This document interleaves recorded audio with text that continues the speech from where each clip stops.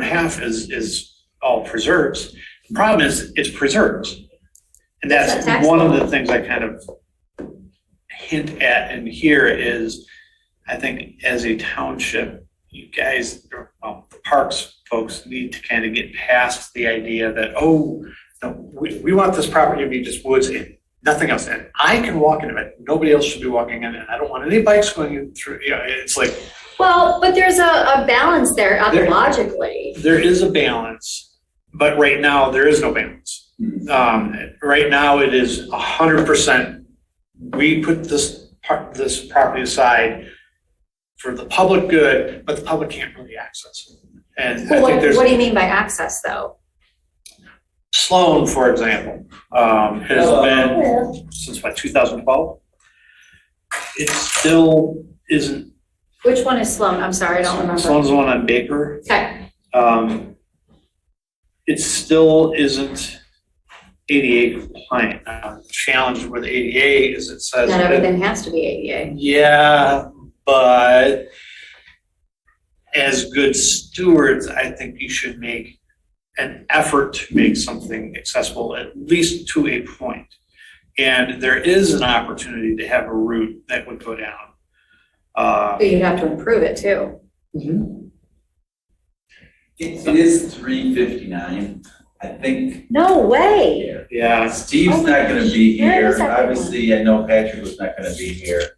I think Chris Chang's not here. Marjorie stepped down. Oh, Patrick. We don't have a quorum. Not at all. I know we have two people. But we can still have a meeting. It would just get done quicker. Yep.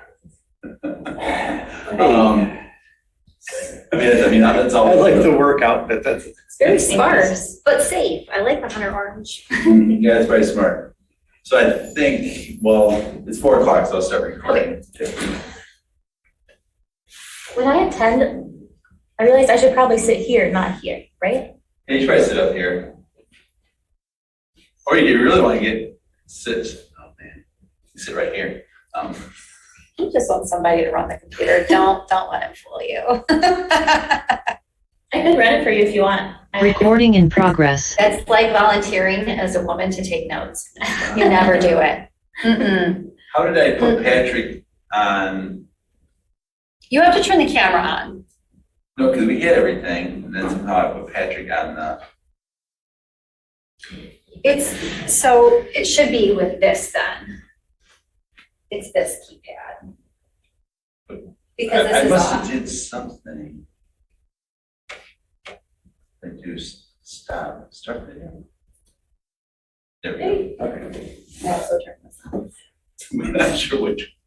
So yeah, Anna, if you want to sit up at the desk, even though I guess I don't even know what. Liz is coming right now too. Oh, she is, okay. Move over to the table, lean in, okay, it's fine. So it does look like we have a small group today, but I guess it is also one. So I am going to call the meeting to order. Can you technically call a meeting to order without a quorum? Yeah, we can't Okay. take any informal action. So I can welcome the public. So there's a few people on Zoom here today. And maybe a few more people will be joining us. So I guess I know we can't accept the minutes. We accept the agenda without a quorum, probably not. Okay. I mean, if there We're were. gonna move the minutes and we can't adopt the agenda. I'm gonna go to public comment.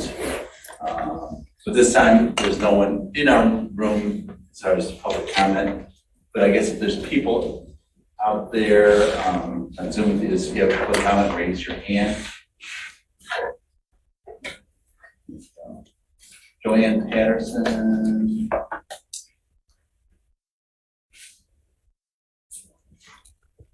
Thank you. Rob Pattinson of Scio Okay, yeah, Township. Rob, go ahead. At the last meeting, 2 meetings ago, I had a couple of questions on some of the content you were covering. I had a very important question for Chris Nordstrom. and you refused to allow any public interaction. Unfortunately, I had to insist. It was about the recording.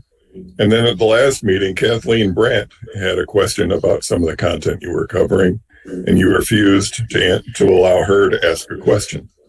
I then put my question in writing in an email, and you never answered it. So what we have here is a pattern of, as chair, Roy, you refuse to interact with the public. And this is the only committee that does that.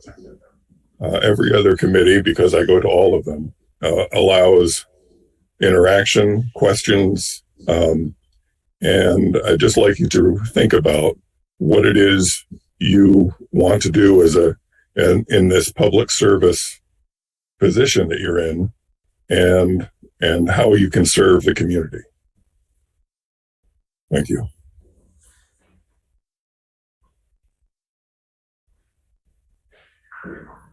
I don't see any other hands up on Zoom. So we'll close public comment.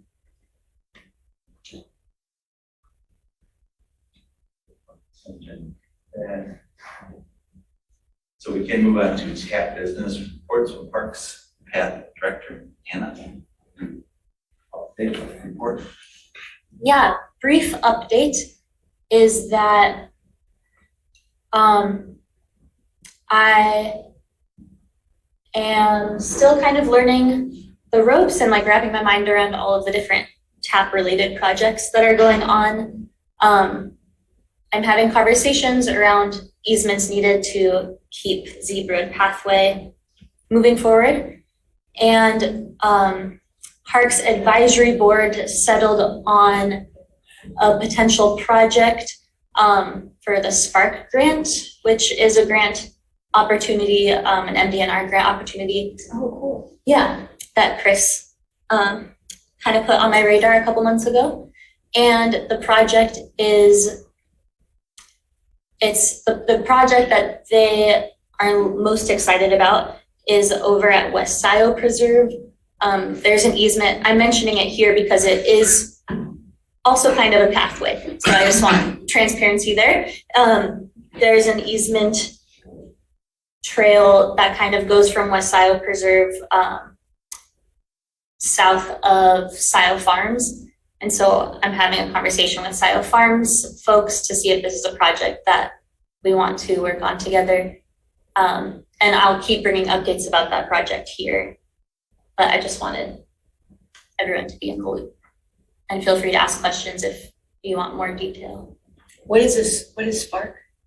The Spark grant is an MDNR grant opportunity using COVID funds, and it's a grant you can apply to, and the grant covers the planning and engineering and everything, so you can kind of apply with your concept. And it's pretty competitive, but we thought we would throw a project that's in the pros plan in the ring. And It's a unique grant opportunity in that there's only going to be 3 windows to apply. The first one is at the end of December, the second one is in the spring, and the third one is at the end of next year at some point. I believe the first round has $25 million available to different communities. Was it 6? 15 million. 15? Yeah, 15, then 25, then 25. Okay. Wow. Where it gets very interesting is that they don't have a lot of the same restrictions on that grant that the DNR typically does. So you do not have to have a recreation plan in place. You do not need to, if you've got any conversion issues where you switch to park use over to something else, that doesn't matter. It is, as Anna said, it can be used for engineering and as well as construction. So there's going to be a lot of communities applying for this grant, especially in this first round. I suspect that the first round is going to be all the communities that don't have an established Parks and Rec and Trails department in place, who are looking just to get money however they can. Second round is going to be a lot of people like yourselves, and I do encourage you to apply in the first round just to see how it goes. But I think your best shot is going to be at that second round. And then the third round is just going to be everybody else jumping back in again. So it'll be interesting to see how it all plays out. It's new for everybody. I do believe agencies can do multiple applications, and then if you're not selected, then it could roll into the second and third round. So that'd be the other thing is we might want to consider other opportunities. Chris is here. And I also believe it's money, it's federal money that came to the state related to the COVID relief. So some of the things I hear that it's like, how did COVID impact this park or this facility? And what I heard is a lot of it is focused on trying to get rebuilding things that COVID, let's say if you had a rec center was impacted by attendance or, certain things, or you're trying to rebuild a playground that had a lot of use, but it's in rough shape. So it'd be nice if you get the playground back into better shape. So rehabbing playgrounds to get more people outside. So I think so building a new trail might not rate as well as, extending something. So I think that's what someone did say, if you go to the sample application, you can shows you how it's scored. I did go to the information session, and they kind of stressed the want to support communities that were most affected by COVID-19. So perhaps, I think what you're saying is an angle, like a location that is kind of run down because of lack of care or like ability to care for it during COVID, but also they mentioned like trail projects that are helping communities get outside that perhaps haven't been able to get outside is also, it qualifies. Yeah. So, I think as a TAP committee, we should consider, is there something another committee, this is a valid project, but I think we should look at how the numbers would shake out and say, if you did a segment of trail X versus trail Y versus trail Z, run those scenarios like, okay, this would get, let's say it's 100 points. Right. This could probably get us 60 points. This could get us 80 points. This could get us 90 points. You can submit all three. I think the community has to rank them. If you do submit more than one and prioritize. But I think, because I agree with Chris, $65 million sounds like a lot, but, I ran some quick numbers. So let's say if everyone got $500,000, that'd be 130 grants. There's 83 counties. So, how many communities are there in Oakland County? And Wayne County and Macomb County. $65 million could go, all be spent in Washington County or, so it's going to be, and I think it's 100%, they can fund up to 100%, but I would think if you submit an application that's 100% their money, you're probably going to rank down versus let's say it's a $200,000 project, all you want is 50%, 1/3 the money. So I think those are some of the things, because I've just been meeting with, other cities and other communities as we're, trying to get our arms around this whole TAP application. I'm curious other selection criteria. I know at the federal level, equity and environmental justice has been a large emphasis. And I'm just curious if any of that sort of description. Okay, so I think that should be brought up that there are very few parts of Scio Township that are truly overtly impoverished. And so members of the public should be cognizant of that. And there have been communities that have historically been severely disenfranchised because of that. So it may make us slightly less competitive, but no more, it's still it's worthwhile, and it's worth exploring how we could capitalize on funding sources like that.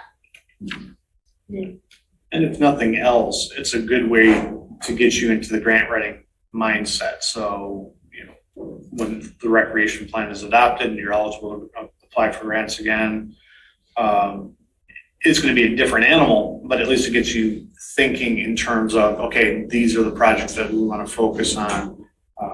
This is the tack that we want to take, and here are the different programs that are available that we can consider. Spark, I'm a little skeptical Scio's chances on that one. But again, it can't hurt to try. And I think you'd be negligent if you didn't try, just to see what happens.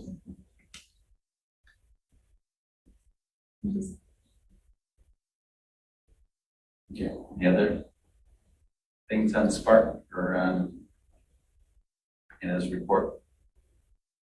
No, okay, we'll move on to emerging parks and rec advisory board and TAP discussion. I'm listed, I think Patrick was. I'll start. I guess I thought it was more Anna than me. We had a couple meetings, and I guess, when this discussion started back in August, I guess personally I thought it was gonna be a longer process.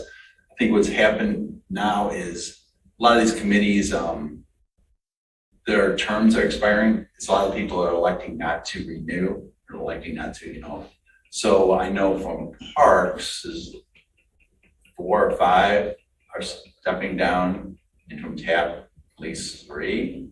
So I think the numbers,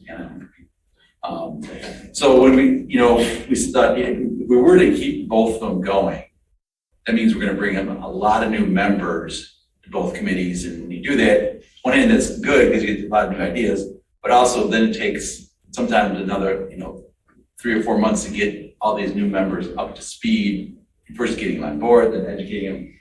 And part of this is like, we'd be better off to have one stronger committee of TAP and parks and potentially calling it paths, parkways, and reserves, or some version of that.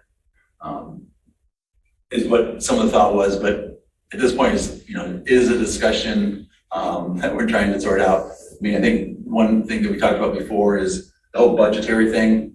We do have a millage, and it's sort of set up for parks, pathways, and reserves. Actually, we do have separate money for reserves, but it's really parks and pathways. So last year when we were doing it, TAP, we put in a budget request, and then parks put in a budget request at both the township. Those all eventually got merged together and became one, but then someone's managing it. Obviously, we have Anna now versus, and I know when we tried to pass a resolution, pass support to hire a consultant to get going at Van Curler. First, we had to do it, and then Parks had to do it, and then finally went to the township board. So depending on when we meet and they meet, it took 2 or 3 months to hire someone versus, so some of those things, we're sort of making it harder on ourselves sometimes by having these 2 separate committees. Obviously, you could argue that, having 2 committees gives strength to both of them, but I guess we had, the right people on both of them. I look at a lot of times, the pathways are linear parks. I think some of the goals of the pathways are to connect to the parks, pull them together. Another thing about the transportation component of it is also getting people access to our public roads, to our bus service. So I think that all is components of, it's not just recreation, but it's transportation. So I think all those things are, in the mix. But I think one of the things is a lot of these people are stepping down. So it's like, okay, do we go out and try to find nearly 8 new members to fill these committees, or do we combine and make one stronger committee from Anna? Missed anything or? No, I think you did a great job explaining that. I'll echo something that Chris has said, or maybe you could mention how other townships who have a millage or have organized that you've witnessed.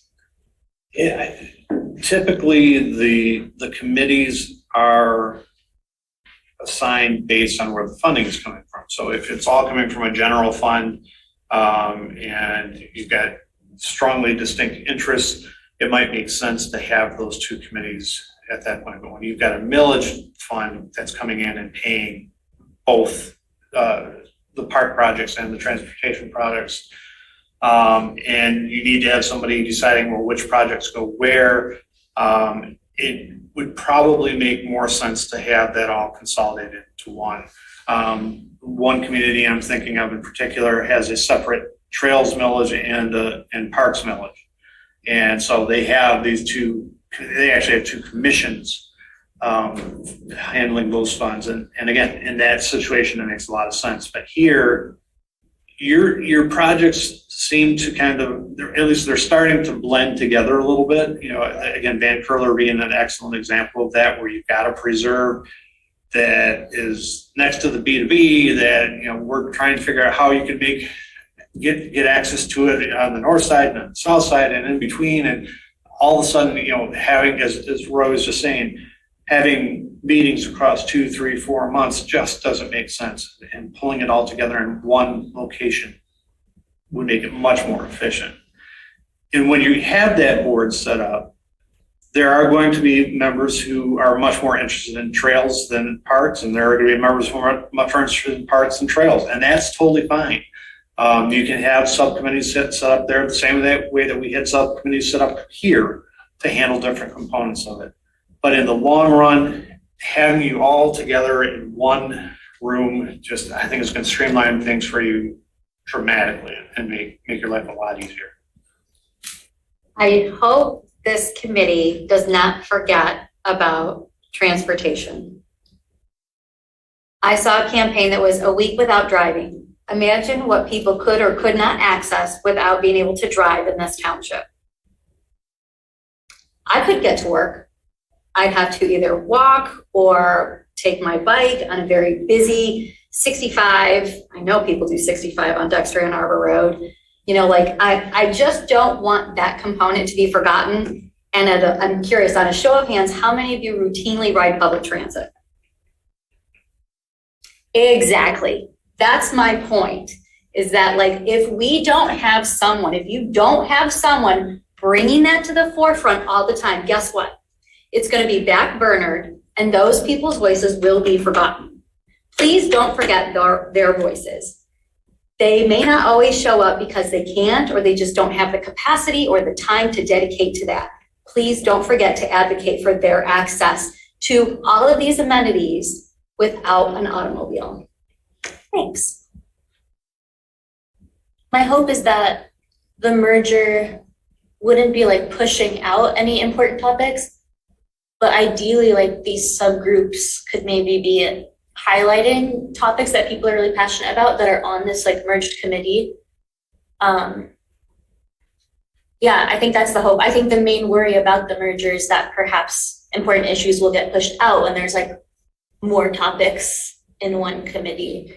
And I think you could look at it like working in a multidisciplinary firm where you have, I mean, Chris, you know about this as well as anybody with all the planning work that's going on. You've got a site plan that comes in, and you've got an architect, landscape architect, engineers, traffic engineers, electrical engineers, you know, all these different communities coming together to make a product that's better as a whole. And so as you interview people to come in or bring people into this committee, hopefully that is something that you'll look at, is, you know, what is your stance on transportation issues? You know, how do you feel about parks? You know, what is your real passion? And then you have those conversations as you're working on projects, and you're getting these different viewpoints in just a much smaller, cohesive group than you would with what the current situation is. Yeah, and adding on to that, I think with my position and the Parks, Pathways, and Preserves Department existing, some of the implementation burden or responsibility that was part of these committees is now moved into a staff position. And so perhaps there is more space for Parks and TAP together. Yeah. Where does this stand right now? Are we tasked with recommending something, or what? I mean, here we are in November, there's one more meeting in the year. So is it our decision to do something? Does it belong to the board? So I'll share my understanding, and then Roy, you got it. Okay, so full transparency, up until now, it's kind of been conversations that were siloed between, like, TAP, there was a conversation, and Parks Advisory Board, there was a conversation. Myself and the chairs of TAP and Parks Advisory Board have chatted, and I'm drafting a proposal of what a new charge for this new committee. And then once that charge has had the eyes of chairs on it, then I think we'll bring that rough draft charge to TAP and to Parks Advisory Board for feedback. Is that your understanding of the process according to that email thread? Sure, yes. And then once we have the new charge and the ordinance and the millage language edited accordingly, then it will have to go to Board of Trustees. And then from there, it can be an actualized thing. So next year, are we looking at into next year?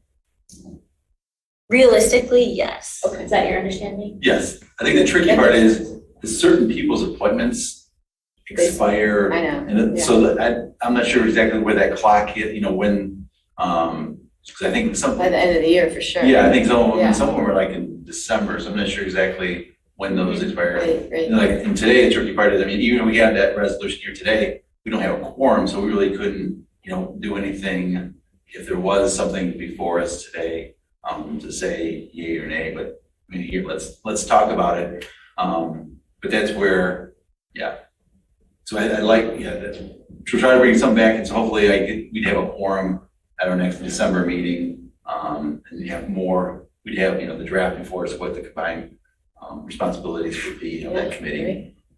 So, as I said, review it, discuss it, we can get it out ahead of time, bring your comments back, and then figure out, go from there. But yeah, I'm not sure the timeline's been worked out. Suzanne, you are stepping down when? Today, Okay, it's really- 5:30. Okay. Because my term technically expires like 2 days before our next meeting. It was really weird. I was like, that's an odd timing sort of thing. Oh, that's appropriate. So yeah, this would be my last voting if, we were, but we are, just to be clear to the public, we are not voting on anything today. Right. So yeah, like I would be absent from that anyway. So if you were to show up at the next meeting, I'm done. Yeah, my term You're the expired. general public at that point. You're not. Yep, I would just be public. Okay. Maybe I will come to the public, just to listen. And I think Patrick and Marjorie also stepped down. I'm trying to remember when their dates were. I'm not sure when. Oh, I thought Marjorie's was like a month ago. Right, I think she's done. She's no longer on the committee. So actually, the question is, Do you even have, next month, will you have a quorum of what does the bylaws say? Is it, If there are open seats, it would be a majority of the seats that are filled. Is that correct? great question. Roy's doing this, that's a great question. This is great. I think it probably would be, We probably need to ask. majority of the seats that are them. filled. But that would mean we would probably really have to make sure everyone's here. Mhm. right, But December's a good time to discuss that. And thank you for putting it together. That's great. I can't wait to see it.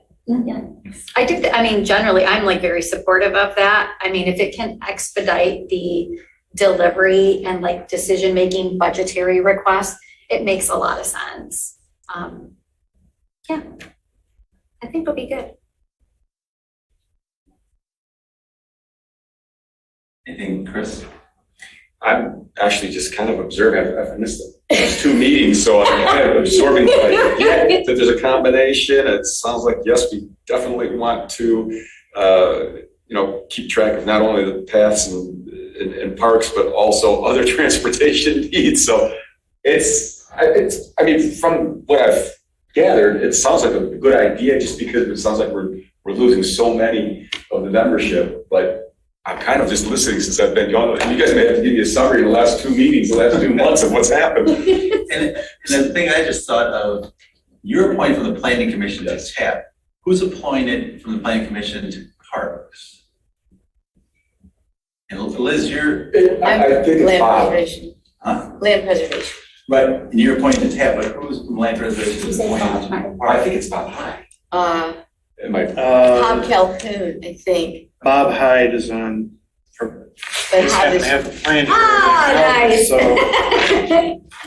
Some of these, that's what, because there's some of these positions are Yeah. appointed from, Right. planning, land, so Yeah, it's- that's why I have to get sorted out, because you're now on this, And you're saying Bob Hyde is on? I think. So who would be? But I think if I remember correctly, I thought I heard he was stepping down. You would know better than I. And how Kel Hood is stepping down from land preservation Okay. also.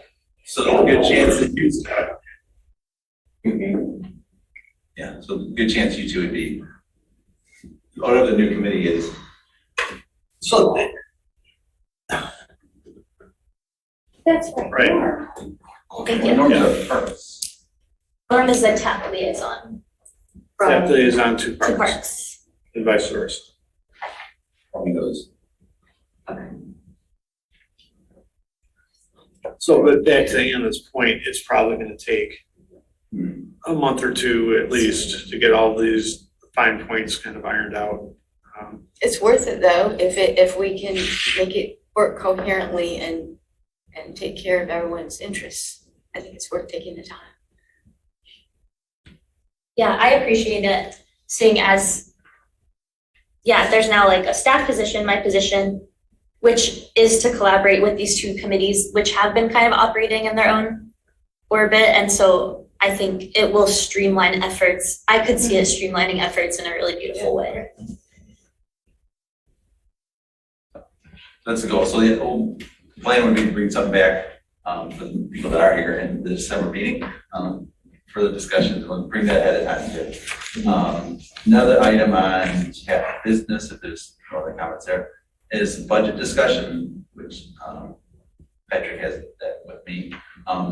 We did last year put together with Chris's help, sort of a multi-year plan on it, a 3 to 5 year looking at. So I think our goal would be eventually to update that and then incorporate that into the parts of this as a combined effort. Because we sort of did that looking out multi-years, because some of the trail projects, path projects do take multiple years. You just don't also do it. It takes, you need to start planning for it this year, engineering it next year, and building it type of third year.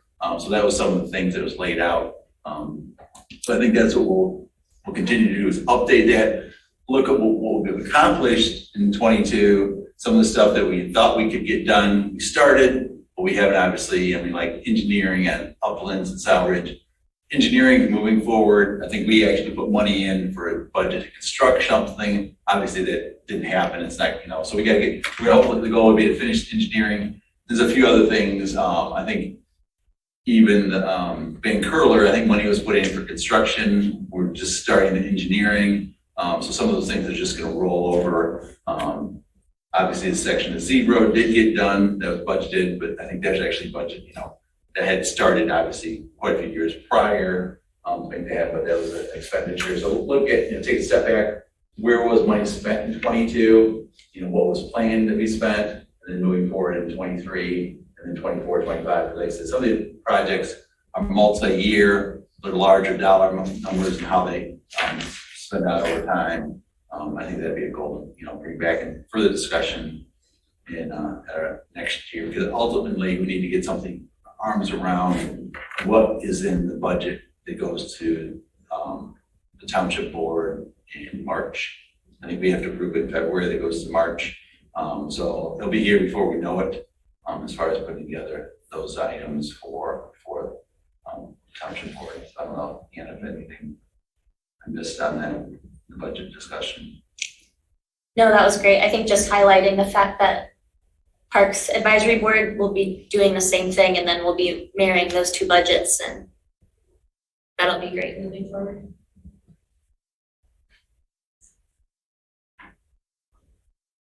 Under new business, we don't have anything. Old business, renewing township-wide road initiative update. At the roads committee meeting last week, I guess. Anyways, we did have an attorney here, because there's quite a few questions about a township-wide special assessment district, which the township board approved, and we've been doing for now 9 years. It was passed in 2013, it'll expire next year. So one of the subcommittees from TAP and roads is looking at, how do we, is still roads, and then back then the goal, some of that money was supposed to be spent on transportation alternative plan, which is transportation related. somehow that slipped through the cracks. There's still stuff in the plan, so I don't, but not getting into the weeds too much. But what we're trying to look ahead, because it expires in 23, first, does the township want to continue to put money in? And if yes, how do they want to do it? And initially there's talk about, renewing a special assessment district, a township-wide special assessment district, which is right now $85 per parcel for everyone. And we had one person come in and wasn't sure if that was still a viable option. The attorney from Foster Swift said yes, and he actually works with Texas Township, which is the model that Texas Township, the charter township in Kalamazoo. It's like just west of Kalamazoo, similar to Scio as far as size. It's sort of like just outside the city of Kalamazoo. They did the township-wide special assessment district in 2012, maybe. They renewed it in 2022. And so the question was, are you familiar with that? Now, they actually wrote the first one and they wrote the second one. So they did renew it. There was no opposition. And there's quite a few other townships that have a township-wide special assessment district. The other option is you could do a millage. The difference is a township-wide SAD under Act 188. The township board, you have a couple of public meetings, get input. Township board is the one that says moves it forward or doesn't. A millage is a vote of the people. So the people, and here again, the SAD, you set a dollar amount, and a millage, you set a millage amount, so like a half mil, quarter mil, 1 mil, and then that township board would have to approve. Then that become a vote of the people, and you'd have to have an election. So those are some of the things, if there is a support to, continue to fund roads or transportation. So I think part of our discussion, I know at the committee, has been, you could also focus on some of the, we talked about this in 2012, Parkland Plaza, some of the connections in Upland to South Ridge Road, the connection along South Church Road to the city of Ann Arbor. I guess I would see those as much transportation as anything. I mean, you can say somewhat recreation, but at the end of the day, we have a AAA road on Upland South Ridge Road with no real bus stop. The bus stop's in the gravel shoulder and the dirt mud, and Chris knows it well because he jumps on the bus there sometimes. It's not really safe. The school bus drops kids off there. So I think there's certain things, the thing on Park Ridge, building that sidewalk on that Park Ridge, Parkland Plaza, people to get to the bus were driving their wheelchairs in the road because there was no real safe way to get there. So I think that, to me, that'd be a component if you did a township-wide roads millage, is also a transportation component. The paths and parkways, a lot of that's more, tying pathways and parks together. But I agree, and what was brought up, 10 years ago is, how do you safely cross Jackson Boulevard? You can cross down at Wagner, cross down at Seed. I mean, now there's one at Parkland Plaza. But if you're at CVS and you wanted to go to one of those restaurants halfway down, you can walk all the way to Parkland Plaza, cross the road, come all the way back. Probably not. No, they absolutely do not do that. Right. So you figure out ways to better access for people to get across, Jackson Boulevard. And there's other roads too. It's like, okay, where's a safe way to get across sections of Z Road? I see people going from Meyer, going across to Burger King, making a run for it, and different things like that. So, and I think a key is, we need to be better connected to the city of Ann Arbor. That's Liberty, that's South Church, that's Jackson Road, that's Maple Road, Dexter Ann Arbor Road. How are those all connected? We're not going to do them all in 1 year, but you put them in a plan, and hopefully, 5 years from now we'll be closer, 10 years from now we'll be closer, and hopefully maybe 20 years from now we'll be connected. So I think those are things that could be included in our whole transportation plan, not just the road component. And I think that's what Suzanne has talked about, and I know she's passionate about it, and I get it too, because not everyone in this county and everyone in this township has a car. And I know that's what sometimes people focus on. Transportation is really, because I always get frustrated. I'm down when I talk to them. If you're not in a car or a truck, they really don't think you exist, because I've worked on a lot of trail projects with them. It's sort of like, well, I'm sorry, it doesn't really matter. You know, they don't say that, but in between the words, that's what they're sort of saying. Because over in Ypsilanti, the township, Ypsilanti City, they put the freeway in, but they cut off access between the south side of Ypsilanti and the city.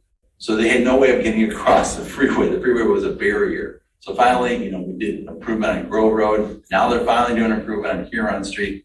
And what the freeway was put in the 60s, here we are 60 years later, 50 years later, finally providing access for people on the south side. And you think that, you know, sort of like, you know, in Z Road, how can we make that safer? So all these things, Wagner Road where it crosses I-94 and F14. There's a bus stop there. There's no lighting, I mean, yeah. So there's a lot of opportunities to do that. So that's some of the things as a subcommittee we're working on. So I don't know if any questions on that. I mean, just as a, you know, as part of TAP, I think one of the most successful campaigns that I've seen came from the road commission, because they outlined exactly what they were going to spend the money on.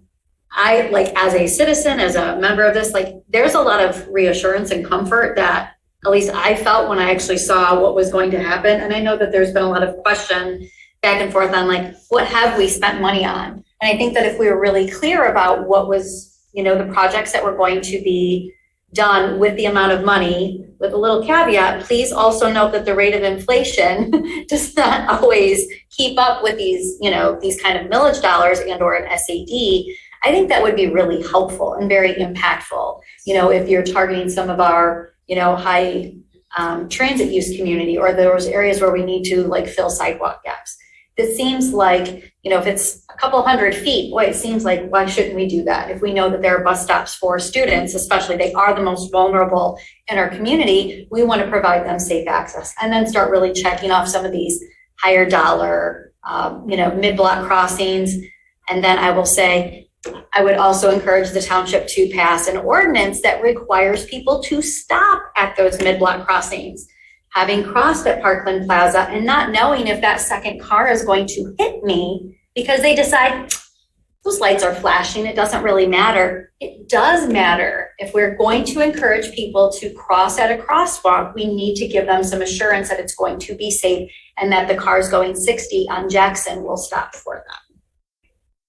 As an added little note. You're going away, President.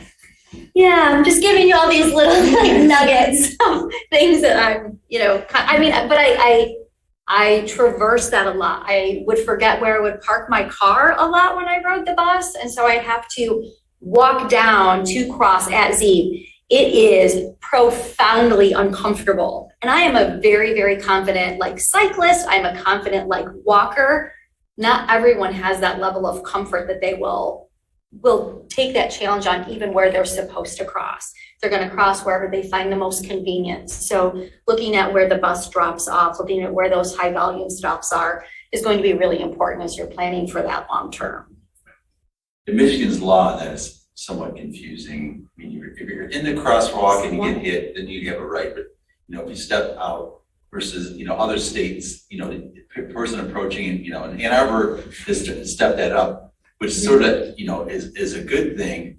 But then when you leave that area, it's actually sort of surprising. I was just up at MSU, I was doing a teaching class up there. And, you know, I started crossing, because I thought, you know, I don't know, I guess I thought it was like MSU's campus, which is obviously pedestrian friendly, people don't stop, you know, for people walking, it's like, okay, yeah, that's right, I guess, like, so I think if you're coming out from Ann Arbor, you know, you ride the bus and you stop, and, you know, it's sort of like, you know, either we need to educate people or, you know, make sure, because I mean, you go to Dexter, they have things up, and, you know, people do stop, you know, the Dairy Queen there. Yeah, they're called R16 gateway treatment signs. They are researched by the Michigan Department of Transportation and considered highly effective at stop compliance rates.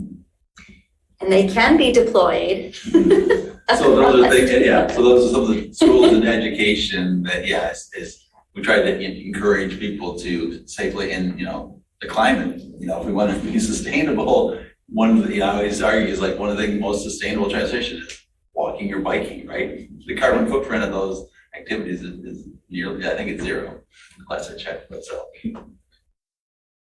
Okay, so that's budget. Anyone else on budget? Pros plan update, Chris. Here we go, folks. This is the first draft. I had thought it had been sent out to the committee, but apparently not. So I think what the next steps are going to be is I've got to make some edits yet. Anna and the steering committee gave me some suggestions. I'll get those in play, and then we'll have this publicly noticed in the newspaper and on the website with a download link, so you can download it that way. We'll have copies of the plan here if somebody wants to come in and sit down and read it. It's 130 pages, so it may not be something you do in 15 minutes. I don't think there's any real surprises in here. It's just a little bit more refined than the previous plan was. As much as you guys have been learning over the past 5 years, I've been learning over the past 5 years. So try to implement some more discussions from the NRPA, which is the National Recreation and Parks Association, where they gave guidelines on budgeting, staffing requirements, park amenities, number of acres per person of recreation space, and so on and so forth. So that's all in there. So you can just do a comparison. And what I've said in the plan was, these are just suggestions. The NRPA recognizes that every community is different and every community has different needs. Scio, unlike another community I'm working with right now, you're night and day. Where the other community has nothing but active use parks, Scio has almost nothing but passive use preserves. And that's okay. But I think one of the things the township may want to start looking at is how to expand your portfolio a little bit and start to provide something more than just passive use. I know that was one of the things that the survey that came, at least there was one comment where somebody said, I didn't know these places existed and my kids don't like just walking on the trails anyhow. They need something else to do. So I think there is a component there that as you continue to, I guess, well, if it is a parks and pathways group, as you evolve, you have to look at more than just what that little parks group thought was appropriate and think about what some other community members might want to see in place. That being said, you're very well served by the Huron Clinton Metro Parks, very well served by City of Ann Arbor Parks, Dexter Parks. You've got Washington County Recreation for programming needs. You've got a lot of opportunities here that doesn't necessarily have to be put onto your shoulders as a fledgling Parks and Recreation department. But there are things that you should think about. There are recommendations for the various parks. There's recommendations for trails. And those recommendations are just basically reflecting what we've been talking about for the past 5 years. It's the same map that I brought in 2 months ago and showed you all.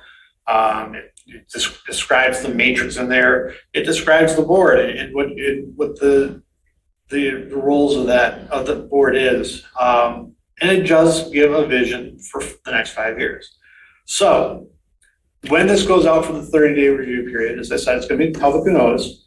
That will be an opportunity for both the TAP committee, Parks and Rec Board, LPC, and the general public to send in comments and say, hey, we have an issue with this, or there's a stupid spelling mistake here, and I guarantee you there are stupid spelling mistakes all through it. And we'll go through and we'll take all those comments and we'll make adjustments, and then we'll go to the board into some, well, we could do it in the first board meeting in January. I think that gives a little bit more time to work with. And by then, in December, I'm hopeful that TAP and LPC and Parks will put together a joint resolution recommending adoption of the plan.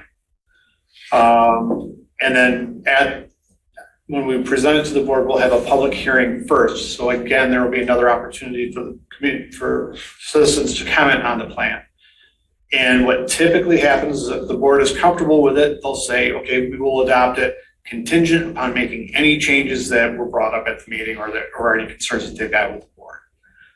If they have significant concerns, then they won't adopt it. And we might have a couple of weeks to try to pull together something that works better for what they see needs to happen. But hopefully that won't be the case. There's nothing too terribly controversial in here. Nothing too terribly different from the last plan. That's what I've got. Thanks, guys. It looks really good. Uh-huh. And I'll send a link out to, well, again, I would sit down and talk with you maybe early next week if you've got time, just to kind of run through it, make sure I've got everything in there that needs to be there, and then we can sit down and get the notice put together and in the paper. Great.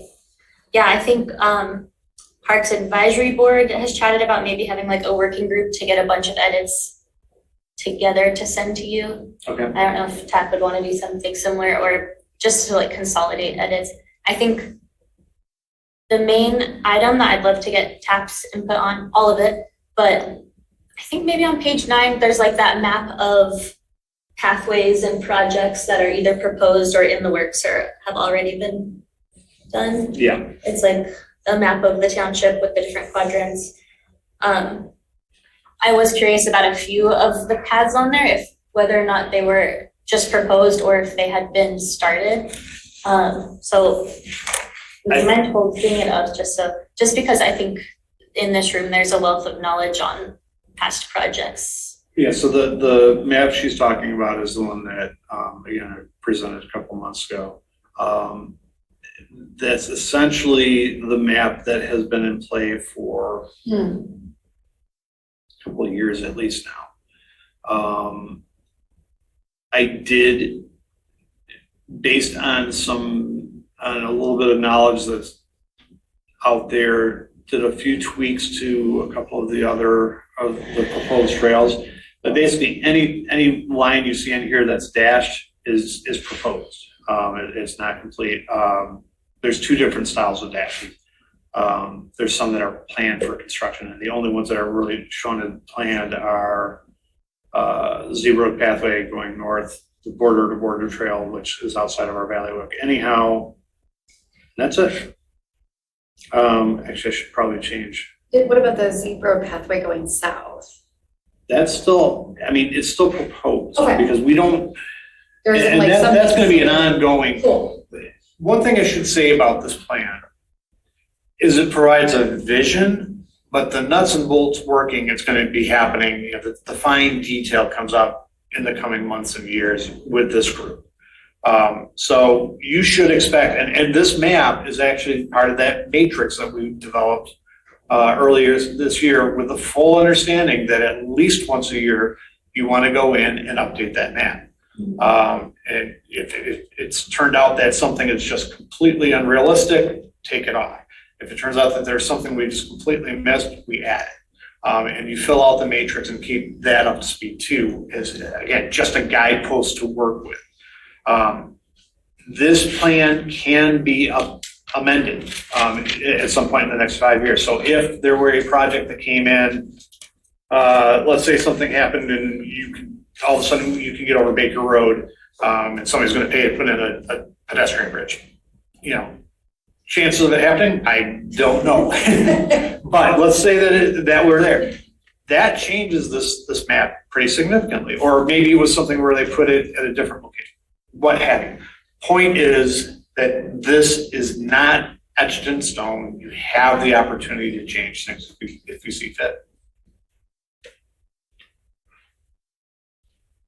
Yeah, maybe we should sit down and see if there's a time that committee members could sit down together and review it. That makes some sense. I thought the veteran part.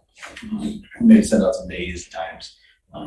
Now, I would thank Chris, because at the end of the day, a ton of work went into that and a ton of work still going into that, but thank you, because it is nice to have one document that sort of pulls all this stuff together and shows, because sometimes you lose sight of what we really have accomplished and what our goals are. So thank you, because it is, now we have a certain one document. I know we're updating it, but I do appreciate because it's a huge lot of work to get all this together, get the input and put it all together and put it in a document, and then, get through all the steps.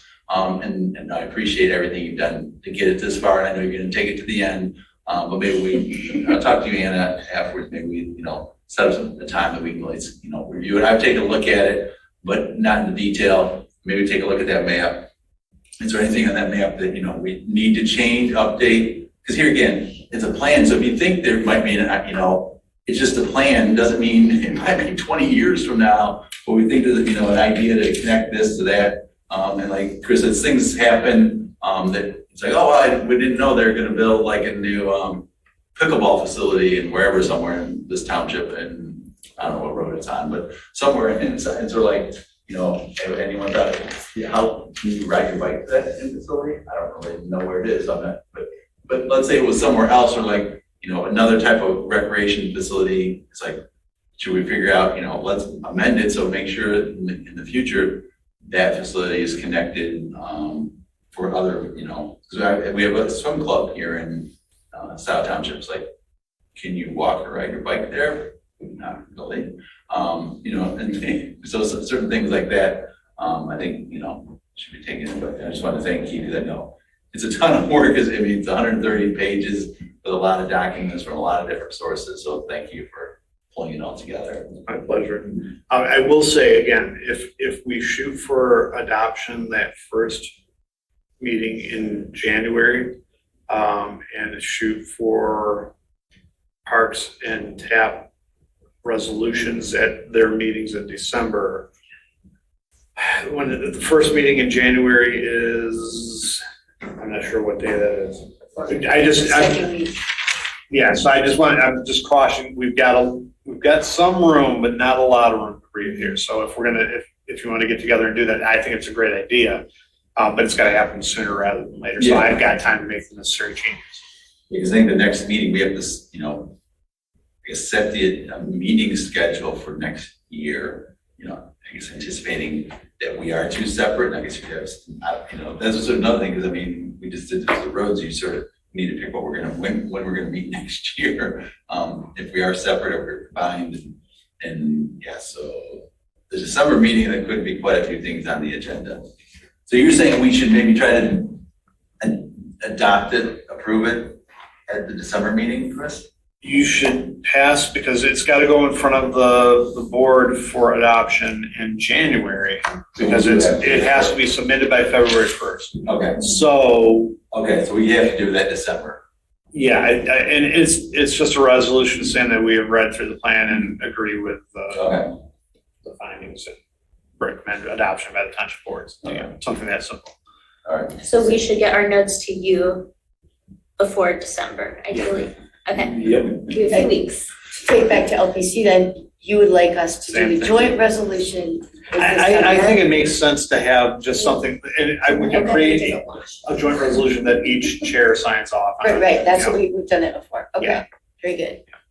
Okay. So that's it, and if we want to get together, probably should be next week. Yeah. Before we know, because Could the we following do- week's Thanksgiving, and then it's December, so yeah.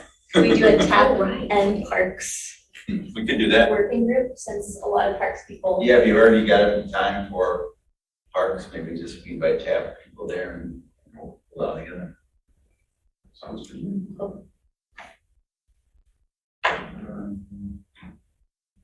The agenda are actually under finish up old business, wrapping up, creating a to-do list. Obviously, one thing is the growth plan. The other one would be the joint committee and joint merging two. I think other things. Separate. Making sure we have a quorum.